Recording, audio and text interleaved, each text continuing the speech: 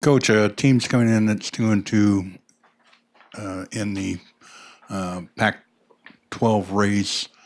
How dangerous is this game in your estimation? I don't know. Hopefully that's an honest, fair answer. That when you turn on the film, it doesn't take too long to realize that these guys are very, very talented. I mean, any team that goes into the Coliseum and virtually shuts out a very talented USC team. They go on the road and beat Cal. They've had a great amount of success on the road. They'll have confidence from that. When you watch their talent, their scheme, the things they do defensively, it's not like you're sitting there just going, okay, we've got this, we've got this, we've got this. Their front is outstanding. They're playing really well. I think Joe Salavea does a great job coaching those guys and intimidating the other coaches. And then offensively, they're always dangerous. They're very potent offensively, kind of getting looks like a little rhythm at running back. And then just a special teams error kind of led to a implosion. It almost looked like in the Oregon State game for whatever reason. That just kind of snowballed on them. But up to that point, it was a dogfight. Eric Elkin in the back. How many interceptions has Marcus thrown in practice this season, and how many mistakes has he made? Hundreds. Well, Hundreds of total, interceptions? not the interception part. Maybe 100. I don't know, but that's one thing that we always talk about. That's the perfect place to make mistakes. Perfect place to throw it to the other team. Perfect place to learn and move on. And he does a great job of moving on from success or quote unquote failure or adversity. And so that's one of his greatest qualities. It's kind of like you talk about a great corner has to have a short memory. A great quarterback has to have a short memory in terms of wallowing in the mire of a whatever, a pick or a missed throw or a drop or any kind of an adverse situation. And the same can be said for, hey, I just threw a 75-yard touchdown and I made it. I have to play the next play. So he does a really good job of that in practice of trying to formulate his understanding of maybe it's a new concept or something we haven't done before, making a couple mistakes and then moving on. Sean Shoppy. It surprised you that Rob Mullen's name came up for the Texas job and kind of part two. What do you think makes him unique about the way he's done his job in the time you've been around him?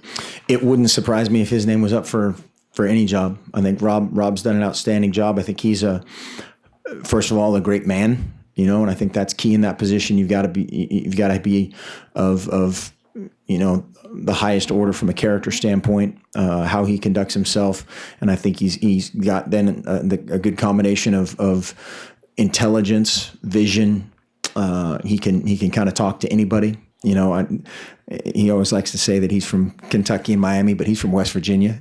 So he's got that kind of just the backbone and the roots of every man, but then a high acumen for his professional, his job. Back, Warren Williamson. Mark, back to Eric's question. So why is it that Marcus has been so successful in games, but he makes those mistakes in practice? I understand practice is practice, but he's been pretty flawless in game. Well, Scott Frost is coaching him better than I did. No, I mean hopefully that's everybody's goal is to play your best and kind of ramp up at game time. You're going to create as much adversity in practice situations. We try to create the worst possible scenario in practice. We don't. There's a saying in coaching that you script for success. So when you're working out your plays and on play 7, you're going to dial up the perfect play against a blitz or the perfect play against a coverage. We want the exact opposite. We want the worst possible play and see how you respond. And then we're going to hit the best and then something in between, as many looks. And then part of that is we get some different looks from teams in games that we don't prepare for. And I think that again is a tribute to our guys. Belief in how we prepare, and then their character, their intelligence to fall back on. Even in the Washington game, we made a couple of adjustments, and those guys did a great job of executing something that wasn't in the game plan, and that's a big deal. That you can sit there. Hey, remember on August 19th we called alligator, and now we in the third quarter we want to run alligator again, and they can do it. Bree in the back. What has contributed to your offense throwing the ball more this year as opposed to last year? I think a lot of it has been circumstance. A lot of it is we have a really good quarterback. We have some receivers that are better. Overall, just getting the just the timing, the rhythm, the depth, the angles, all the things that go into a passing game as a whole. We're protecting better. People have defended us a little bit differently, and we're going to try to take advantage of what they're giving us. Jay Allen over the right. Hey, Coach. I guess kind of a two-part question. When you're facing an offense that's so heavily weighted toward the pass, one, as a coach or a coaching staff, do you ever worry that, hey, we hope this isn't the week where they find the running game? And part two of that, I guess, would be, do you ever get concerned that your defense is going to be so focused on the pass that maybe they give up some explosion plays in the run game? Is that a thought in your thought process? I understand what you're saying. Yeah, I mean that's where you just, as a defensive player, there's something that your keys or wherever your eyes should be. That's your job. And the biggest thing against a team like this, or the opposite, a hammer 2-back 22 personnel, try to shove it down your throat, run team, and then they play action you. And so whatever your job is, do it. And that's part of the biggest thing that can lead to issues. They actually have been running the ball, fairly well. Oregon State, they actually I saw 2 tight ends in the game at the same time. They were both lined up in there, and they hammered it up in there pretty good. So they're absolutely capable of balance, and what that equation exactly is, what the percentage is run pass, we'll see. Up in the front left, Ryan. Mark, what does it say about your program that you're able to lose your leading tackler, the 3rd pick in the draft, and the Buffalo Bills tackling machine? And, I mean, you guys are known for offense nationally, but to replace those guys on defense and play well, what does that say? Well, I think exactly what you said. I think we try to think of ourselves as a program and as an ever-evolving, ever-ascending type of program. And our guys, again, have bought into that. And guys like Derek Malone and Rodney Hardrick and the guys that they've 4, 5, 6 guys have played in a game at times at inside linebacker, or trying to replace a guy like Deion Jordan is not going to be done. It's not going to be done by one guy, but maybe that's playing a little bit more coverage and trying to confuse the quarterback and get there with a 3-man rush, or maybe it's a little more pressure with 4, 5, 6 guys and gambling a little bit more. And Coach Aliotti and the defensive staff have done a great job of mixing and matching. Jason Quick on the right. Mark, I think I saw on Marcus's touchdown that Farrow had a pretty good block, but as a whole, how did the tight ends block? Okay. That was at times Farrow had a couple huge plays. That was one of them. And then he kind of sprung Josh Huff on the long kickoff return that he kind of bobbled there for a second. Farrow did an outstanding job, and that's something that he's really good at. And Johnny Munt at times did really well, can do it a little bit better, more consistently, and he's blocking some really quality people. But overall, getting better at that spot. I thought those guys, they had a couple really key deals, just creating space in the passing game. They both had big catches as well, but getting other guys open and doing their job in the passing game was key. Molly Blue in the back left.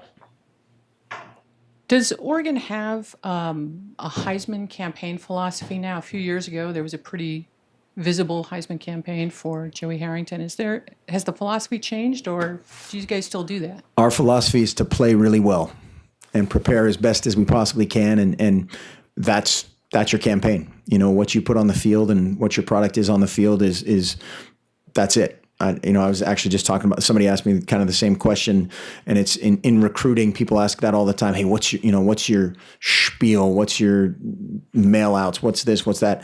Play great, provide a process, show a plan, show this guy what you're going to provide for him as far as a process for that guy to excel on the field and off the field. And it's kind of the same thing with any individual award, is show up and practice great, meet really well, be a great leader, and do it on the field. John.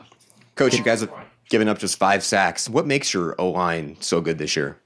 I think that's a combination effort as well. Part of that is the offensive line. A significant portion of the offense is the offensive line. Part of it is the scheme. Part of it's the quarterback. Part of it is the running backs. Our young running backs, knock on wood, have done a great job in protection. Thomas Tyner had a huge blitz pickup that led to a big first down. So it's kind of all those things. That's one of those things. Sometimes the offensive line gets way too much blame for a sack, and it's not their fault at all. And sometimes they can get too much credit for it not happening as well. But they're playing better. The Washington game was their best game as a unit by far, the most physical game as a unit by far, and that's our new standard. Warren Williamson in the back. Mark, after Saturday's game, Sark said that his guys, Washington, got tired in the second half, mostly in the fourth quarter. Are you happy with the Ducks' pace so far, and can they go faster? I think pleased with the pace. The Washington game plan, how we had a bunch of kind of things where we were trying to lock them into certain defenses based on formations and then motions or alignments, and then kind of checking things out. And so when you do that, just by virtue of motion, you're gonna slow down a little bit. But our guys very, very pleased with where we are from just a conditioning standpoint, and they've done a great job of that. And that's something that we want that to get better as the season goes on and become more of a weapon as the season goes along. Coach Rad and then the players buying into that have done a great job. Eric Elkin in the back. Braylon said that Josh Huff's been kind of like a big brother to him, and I know that he's obviously been a leader for this whole wide receiving core, but how much has Braylon's emergence this year, obviously he's had the talent and whatnot, but how much of his emergence this year has been a product of Josh Huff being a leader for him and kind of teaching him the ropes, so to speak? That's a great. I don't know that. I don't know the exact percentage of. I think in that receiver room, you've got some great guys. Keenan Lowe is an incredible leader. The guy, and one of our biggest things is we talk about playing the next play. Keenan drops a wide open touchdown pass. A lot of guys are going to go in the tank. Then he comes back and gets his head ripped off in the middle of the field on a huge gain, has a couple huge blocks that spring guys, and then goes and makes the last kickoff tackle, covering the last kick inside the 20. I mean, just an unbelievable effort. Seeing that guy practice every day, seeing Daryl Hawkins practice every day, all those things I think have helped him. And Josh certainly is a guy from Texas, growing up, maturing, and can do nothing but help Braylon.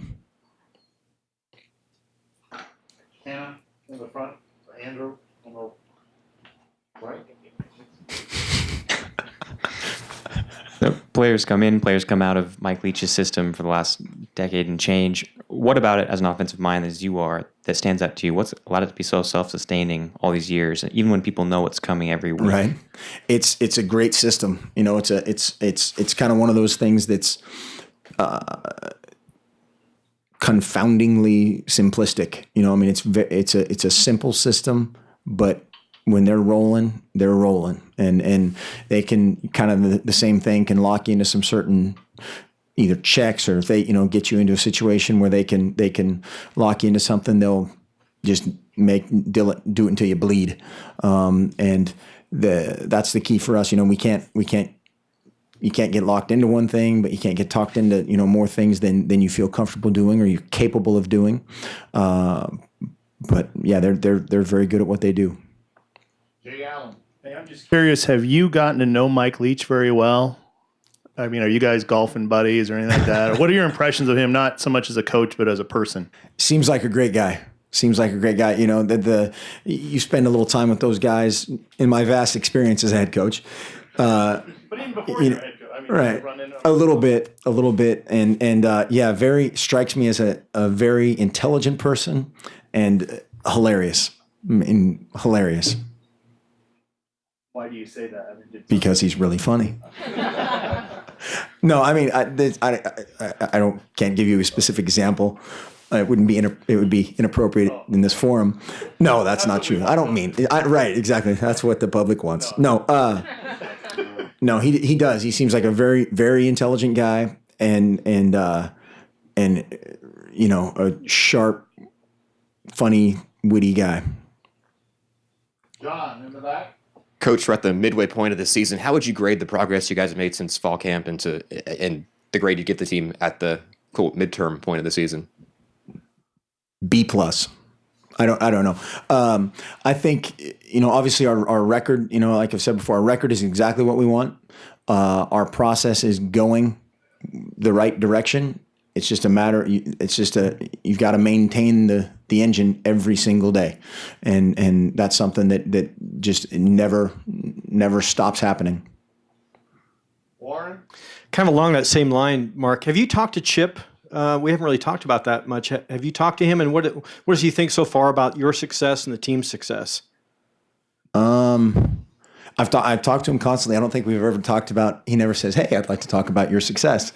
No. It's just you're talking about, hey, how's this guy and what's this guy like, or something completely unrelated to football. But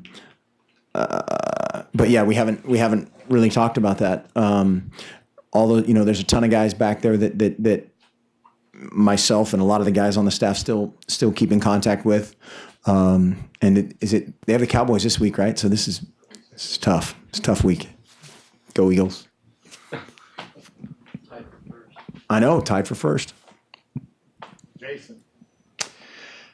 I'm sure you're going to love this question, but how do you balance when you have the second and third strings in late in a game? How do you balance your play calling? Because I hear from a lot of fans that they're so vanilla. Why don't we get to see what they can really do?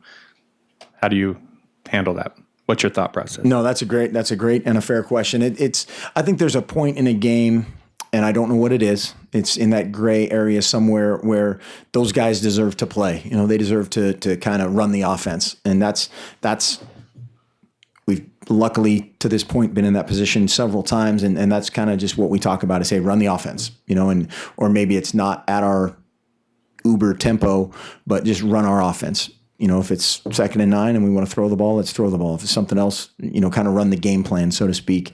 And then there's a point that you're in, a much lesser tempo mode. You're just, running the ball, and then there's a kill the clock mode. And so somewhere, in that spectrum of stuff are some of those harder decisions of, people yelling at us for not scoring or yelling at us for scoring too much, or which is a great problem. And that, that's the balance, I guess.